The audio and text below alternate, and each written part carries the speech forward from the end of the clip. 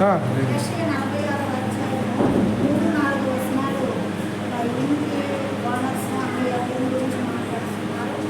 దేవుడు మాట్లాడే దేవుడు కాబట్టి వాక్యం ద్వారా మాట్లాడే దేవుడు. యాకోబు ఇంటి వారలారా, ఇశ్రాయేలు ఇంటి వారిలో శేషించిన వారలారా, గర్భమున పుట్టినది మొదలుకొని నా చేత మరి భరింపబడిన వారలారా, తల్లి ఒడిలో కూర్చుండినది మొదలుకొని నేను సంకల్పించుకున్న వారలారా, నా మాట ఆలకించుడు. ముదుగు వచ్చే వరకు నిన్ను ఎత్తుకుని వాడను నేనే, తల వెంట్రుకలకు నెరిసి వరకు నిన్ను ఎత్తుకుని వాడను నేనే. నేనే చేసి ఉన్నాను, సంకల్పించుకుని వాడను నేనే, నిన్ను ఎత్తుకొలుసు రక్షించిన వాడను నేనే.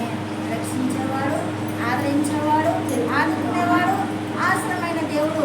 మరి ఇక్కడ ఈ కుటుంబంలో ఉన్న మరి పిల్లలందరికీ ఇంట్లోకి రాబోయిన వారికి కూడా ఆదరణకర్తగా మరి ముందుకు వచ్చే వరకు మిమ్మల్ని అందరినీ ఎత్తుకుని రక్షిస్తాను. రక్షించిన వాడని నేనే, అల్పయో మేఘయన్న వాడని నేనే, నేనే సత్యమును జీవమును మార్గమునైన దేవుడు నేనే. మరి ఆయన మాట్లాడుతున్నాడు. ఈ వాక్యాన్ని బట్టి దేవునికి కోట్లాది వందనాలు స్తోత్రాలు చెల్లిస్తామండి.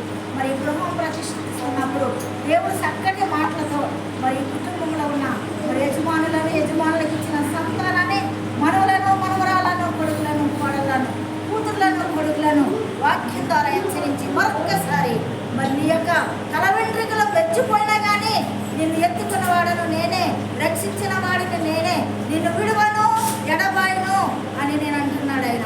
కాబట్టి అలాంటి మంచి దేవుణ్ణి మనము నమ్ముకొని ఉన్నాము కాబట్టి సిగ్గుపరిచే దేవుడు కాదు.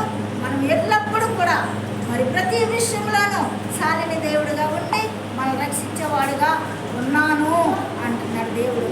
నేనే మీకు ఉన్నాను అని దేవుడు మాట్లాడాడండి. చక్కటి మాటను బట్టి, ఇచ్చిన వాగ్దానాన్ని బట్టి దేవునికి వందనాలు స్తోత్రాలు చెల్లిందాం. మరి యొక్క గృహం ప్రతిష్ఠిస్తున్నప్పుడు మరి యేసు నామంలో మరి యొక్క గృహాన్ని దేవుడిచ్చి క్రీస్తునే బండ మీద గృహాన్ని కట్టాడు కాబట్టి ప్రతిష్ఠిద్దాము.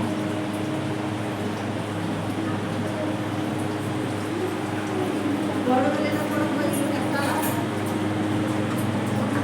తండ్రి యొక్కయో, కుమారుని యొక్కయో, పరిశుద్ధాత్మ యొక్క నామంలో ఇంటిని యేసు నామంలో ప్రతిష్ఠిస్తాం.